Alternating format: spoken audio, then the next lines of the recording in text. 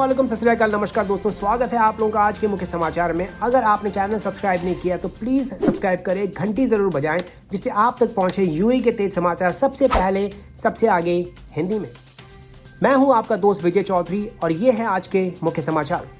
पिछले 24 घंटों में यूएई में 557 नए पॉजिटिव केसेस कोरोना वायरस के सामने आए हैं, जिसको मिला के टोटल संख्या हो गई है 13,388 और 114 रिकवरीज भी देखी गई है, जिसको मिला के रिकवरीज की संख्या हो गई है 2,543। 6 नई मृत्यु हुई है पिछले 24 घंटों में, जिसको मिला के टोटल मृतकों की संख्या हो गई है 111। और पिछले 24 घंटों में 26,000 से भी ज़्यादा नए टेस्ट किए गए कोरोना वायरस के। तो अबू धाबी इकोनॉमिक डिपार्टमेंट में कंफर्म किया है कि अबू धाबी के जो शॉपिंग मॉल हैं यास मॉल एंड अल-जिमी मॉल वो 2 मई से खुल जाएंगे। बाकी के शॉपिंग मॉल भी जो है वो इनको जल्द ही फॉलो करेंगे, जिनमें World Trade Centre Abu Dhabi, Shams Boutique Al Reem Island और रेमाल मॉल अलेन शामिल हैं।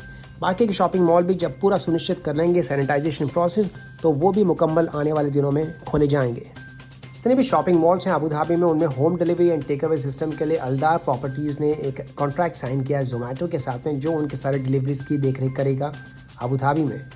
Abu Dhabi stem cell centre एक ऐसा यूनिक स्टेम सेल सेंटर है जो कि ब्लड कोशिकाओं के ऊपर रिसर्च करता है, ब्लड सेल्स के ऊपर रिसर्च करता है। और इन्होंने एक नई टेक्निक ईजाद की जिसका नाम है स्टेम सेल टेक्निक, जिसके अंतर्गत आपकी बॉडी में से जो है ब्लड सेल्स को निकाला जाता है, उसको वापस एक्टिवेट किया जाता है, उसमें क्षमता प्रदान की जाती है जो इन्फेक्शन है उससे लड़ने की। और ये जो रक्त है, ये ब्लड जो है वापस आपके शरीर में डाला जाता है और ये जाके लड़ता है उन सारे इन्फेक्शन से जिसमें कि कोरोना वायरस भी शामिल है। इस पूरे तरीके का जो पेटेंट है वो दर्ज किया गया है ministry of economic development Abu Dhabi में। लेकिन इसका पहला चरण जो है बहुत ही सक्सेसफुल इस स्टेम सेल सेंटर के वैज्ञानिकों ने किया है और इन्होंने 73 पेशेंट्स के ऊपर ये टेस्ट आजमाया, जो कि बहुत ही कारगर सिद्ध हुआ है। सारे के सारे 73 जो पेशेंट्स हैं वो बिल्कुल ठीक होके बाहर निकले हैं। द्वितीय चरण के अंतर्गत भी इसमें काफ़ी सारे टेस्ट किए जाएंगे अलग अलग पेशेंट्स के ऊपर। हो सकता है आने वाले दिनों में कोई नई उम्मीद या आशा की किरण जो है वो दुनिया के सामने आए और एक नई दिशा मिले इस पूरी महामारी के खिलाफ लड़ने की। Ministry of Human Resource and Emiratisation जो कि फेडरल मिनिस्ट्री है, जो कि देखरेख करती है जितने भी वर्कर्स हैं उनके राइट्स के बारे में, उनके जॉब्स के बारे में, उनके सारी वेलफेयर या बेहतरी के लिए उन्होंने एक बिल पास किया है जिसके अंतर्गत जितनी भी कंस्ट्रक्शन कंपनीज हैं वो साइट पे जहाँ पे भी कंस्ट्रक्शन चल रहा है वहाँ पे श्रमिकों के लिए एकोमोडेशन यानी कि रहने की व्यवस्था कर सकती है। गौरतलब है कि लॉकडाउन के चलते काफ़ी सारे जो वर्कर्स हैं वो एक एमिरेट से दूसरे एमिरेट्स जो है वो ट्रांसपोर्ट के द्वारा नहीं ले जाए जा सकते हैं और इसका बहुत बड़ा इम्पैक्ट देखने को पड़ा कंस्ट्रक्शन साइट्स के ऊपर। इसके अंतर्गत सारी कंस्ट्रक्शन एक्टिविटीज़ जो है वो रोकनी पड़ी और इसी की रोकथाम के लिए और सेफ डिस्टेंस मेंटेन करने के लिए इस तरह की परमिशन दी गई। लॉकडाउन के ओपन होने के 6ठे दिन दुबई इकोनॉमिक डिपार्टमेंट ने जो है तकरीबन 19 दुकानों को बंद किया है। 118 दुकानों को जो है वो वार्निंग दी गई है और 1 दुकान को जो है दिया गया है मुखालफा। इंस्पेक्शन के दौरान ये जितनी भी दुकानें जिनको बंद किया गया है ये जो है ये सेफ्टी गाइडलाइंस को फॉलो नहीं करी थी, जो कि इकोनॉमिक डिपार्टमेंट ने जो है वो सुनिश्चित की है। नई गाइडलाइंस के मुताबिक ज़मीन के ऊपर स्टिकर होने मौजूद हैं हर 2 मीटर पे, जिससे कि इंडिकेशन करें आपके आगे वाला ग्राहक जो है और आपके पीछे वाले ग्राहक के बीच में 2 मीटर का फासला होना कम से कम ज़रूरी है। जितने भी स्टाफ हैं उनका मास्क और हाथ में दस्ताने जो ग्लव्स हैं वो पहनना अनिवार्य है और हैंड सैनिटाइजर्स मुकम्मल जो है वो कैश काउंटर पर मौजूद होने ज़रूरी हैं।